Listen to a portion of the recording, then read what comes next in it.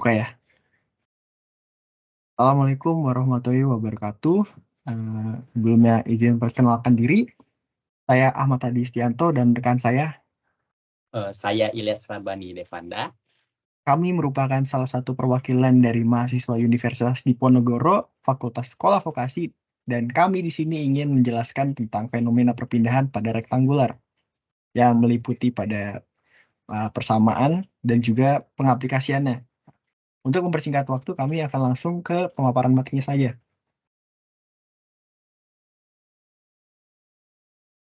Oke, di sini saya izin masuk ya. Nah, ini ada persamaan massa, momentum, dan energi. Nah, sebelumnya kita ambil persamaan yang didasarkan menurut teorema pengangkutan Reynolds. Nah, teorema pengangkutan Reynolds ini itu menjelaskan apabila massa pada sistem bernilai N sama dengan 1, maka nanti persamaannya akan sama dengan D N-sis per dt sama dengan D per T integral CV mu rho dV ditambah integral CS mu rho n bar dikali V delta A. Nah, itu untuk persamaan 2.1. Kemudian nanti di suatu sistem berupa kumpulan partikel fluida, nanti persamaan tersebut akan disederhanakan kembali sehingga nanti didapat dm sis per dt sama dengan d per dt integral sis rho dv sama dengan 0. Nah, itu untuk persamaan 2.2. Nah, kemudian ada suatu kondisi di mana pada sistem n bernilai 1, maka nanti persamaannya akan didapat d per dt integral cv rho dv ditambah integral cs rho n bar dikali V delta A sama dengan 0. Nah, kemudian nanti persamaan tersebut nanti ditulis ulang, sehingga nanti didapatkan persamaan volume. Persamaan volume didapatkan berupa integral CV delta rho per delta T dV ditambah integral CS rho n bar dikali V dA sama dengan 0. Nah, itu untuk persamaan 2.4. Kemudian nanti jika misalkan di suatu kasus dikondisikan alirannya steady state, maka nanti persamaan dapat ditulis integral CS rho del n bar dikali V dA sama dengan 0. Itu untuk persamaan 2.5. Boleh di next. Nah, ini adalah persamaan kekalan momentum. Nah, yang tadi kan adalah persamaan massanya ya, untuk menentukan volume. Nah, sekarang ini menentukan persamaan kekalan momentumnya. Nah, secara umum persamaan momentum dapat ditulis sebagai berikut. Nah, ini persamaan ini tuh udah fix ya, sudah diturunkan. Hasil turunannya berupa itu, persamaan itu. Jadi nanti dari persamaan itu D per dt integral sis rho V dV sama dengan sigma F. Itu nanti mu-nya diganti dengan V, maka persamaan momentum untuk volume kendali nanti ditulis sebagai berikut. Nah, ini nanti dipecah lagi berdasarkan persamaan yang sebelumnya. Kan yang persamaan sebelumnya yang tadi untuk volume. Nah, nanti persamaan volume tadi disubstitusikan ke persamaan ini sehingga nanti didapat persamaan 2.7 ini D per dt integral rho V dV ditambah integral V rho V dikali n bar dikali delta A sama dengan sigma F. Kemudian nanti gaya yang bekerja pada persamaan momentum antara lain gaya tekan. Nah, nanti terjadi gaya tekan. Terus juga nanti ada gaya kental atau fluida yang memiliki viskositas yang tinggi. Terus kemudian ada gaya gravitasi atau FG. Nah, itu nanti persamaannya bisa kalian lihat di gambar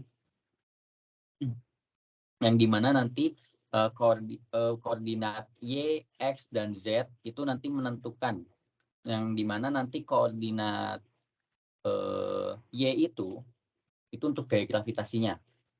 Kemudian untuk koordinat yang Z itu kalau yang Z dan yang X itu nanti menyesuaikan ya. Menyesuaikan nanti dari arah alirannya nanti mau kemana, misalkan ke sumbu Z atau X. Nah, ini cuma mengambil salah satu contoh saja. Boleh di next.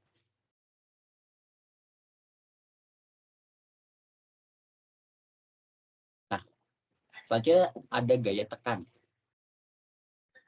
Gaya tekan nanti diperoleh dari persamaan sebelumnya ya, dari persamaan sebelumnya tadi, nanti kalian bisa menentukan gaya tekan. Nah, ini persamaan yang di atas yang fx sama dengan dalam kurung P dikurangi delta P per delta X dikali X per 2 dalam tutup kurung, terus Y, Z atau sigma Y, epsilon Y dikali epsilon Z dikurangi P tambah delta P per delta X dikali epsilon X per 2 tutup kurung epsilon Y dikali epsilon Z. Nah, ini udah hasil turunan ya. Jadi nanti sebelum persamaan ini dapat, nanti diturunkan terlebih dahulu dan ya ini hasil akhirnya.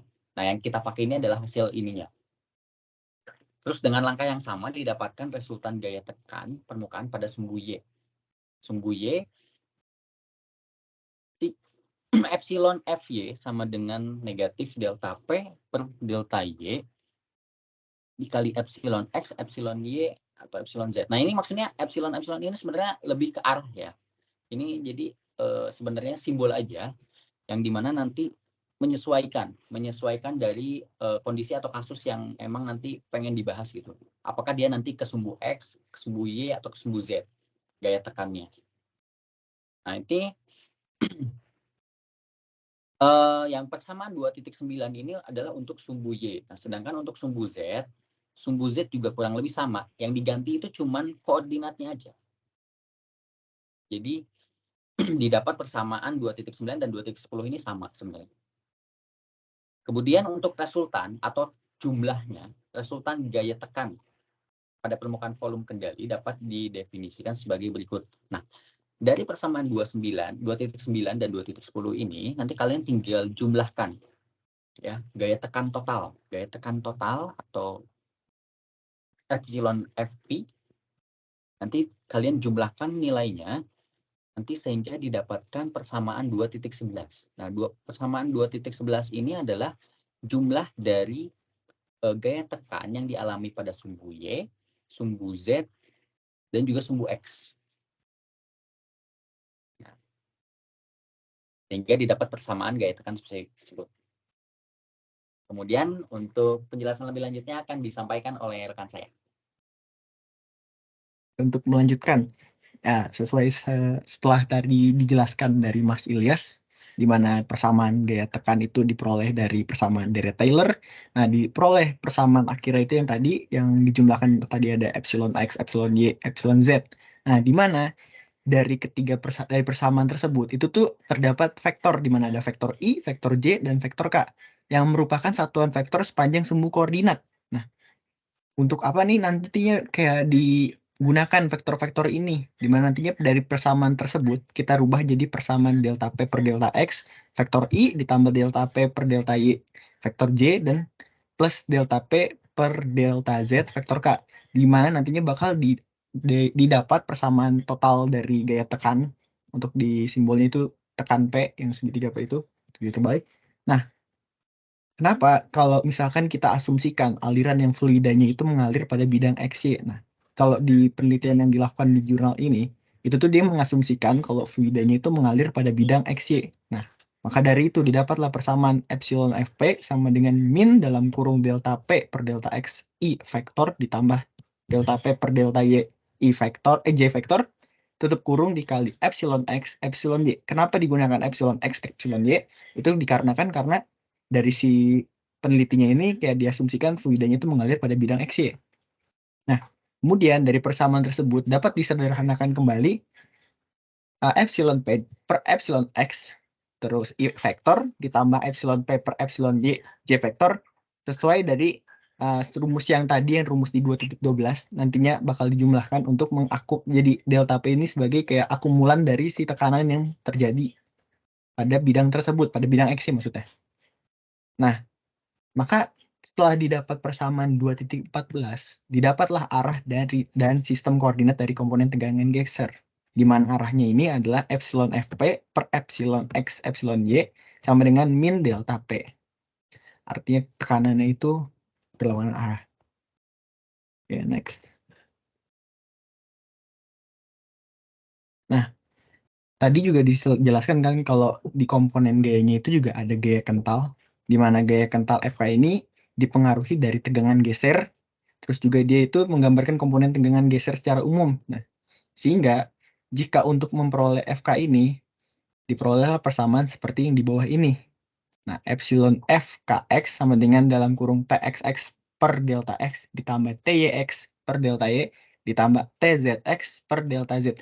Sedikit mirip dengan rumus yang telah digunakan pada konsep gaya tekan, di mana kita menggunakan 3 arah pada ini, karena belum ada asumsi-asumsinya, ya epsilon X, epsilon Y, epsilon Z. Nah, untuk penentuannya itu kita menentukan terlebih dahulu pada titik Y, sehingga dicari epsilon FKY sama dengan dalam kurung TXY per delta X ditambah TYY per delta Y ditambah TZY per delta Z dalam kurung epsilon X, epsilon Y, epsilon Z.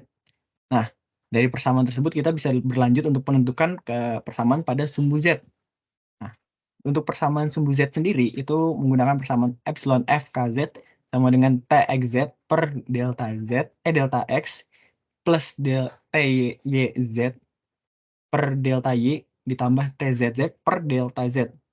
Nah, untuk yang delta X, delta Y, delta Z itu seperti yang sudah dijelaskan dari Mas Ilyas, itu merupakan arah dari vektor yang sedang kita analisis, teman-teman. Nah, ini di bawah ini merupakan kumpulan-kumpulan dari rumus yang bakal tergantung atau kayak terdapat apabila arah-arahnya itu sesuai dengan tanda panah.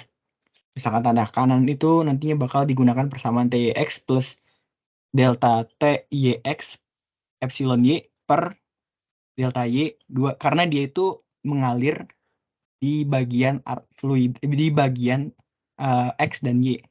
Dan untuk kalau misalkan dia mengalir di Y dan Z itu ada persamaannya yang di tengah sedikit itu TXX plus delta TXX dikali epsilon X per delta X per 2.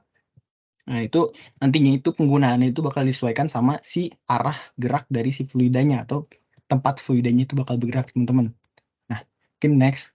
Nah, untuk resultan gaya kental pada permukaan, kita dari persamaan sebelumnya itu dapat dinyatakan dengan persamaan di bawah ini, 2.19. Di mana persamaannya itu epsilon FK sama dengan epsilon FKX I vektor ditambah epsilon FKYJ vektor ditambah epsilon FKZ K vektor. Nah, karena persamaan yang digunakan itu kan diasumsikannya sesuai dengan yang tadi telah diasumsikan sebelum-sebelumnya, di mana dia itu mengalir pada bidang XY, maka yang digunakan itu adalah epsilon FKXI ditambah epsilon FKYJ, hingga persamaan akhirnya didapat persamaan akhirnya itu epsilon FK sama dengan epsilon FKXI vektor ditambah epsilon FKYJ vektor. Vektor ini merupakan penanda untuk kayak menyatakan arahnya itu kemana, teman-teman, seperti yang sudah pernah dijelaskan di bagian SMA terlebih dahulu. Nah, sekiranya sekian yang kami dapat sampaikan untuk pemaparan materi kali ini. Semoganya dapat bermanfaat bagi teman-teman. Saya pamit undur diri. Saya Ahmad Hadistianto dan rekan saya. Saya Ilyas Rabani Devanda. Dan terima kasih. Wassalamualaikum warahmatullahi wabarakatuh.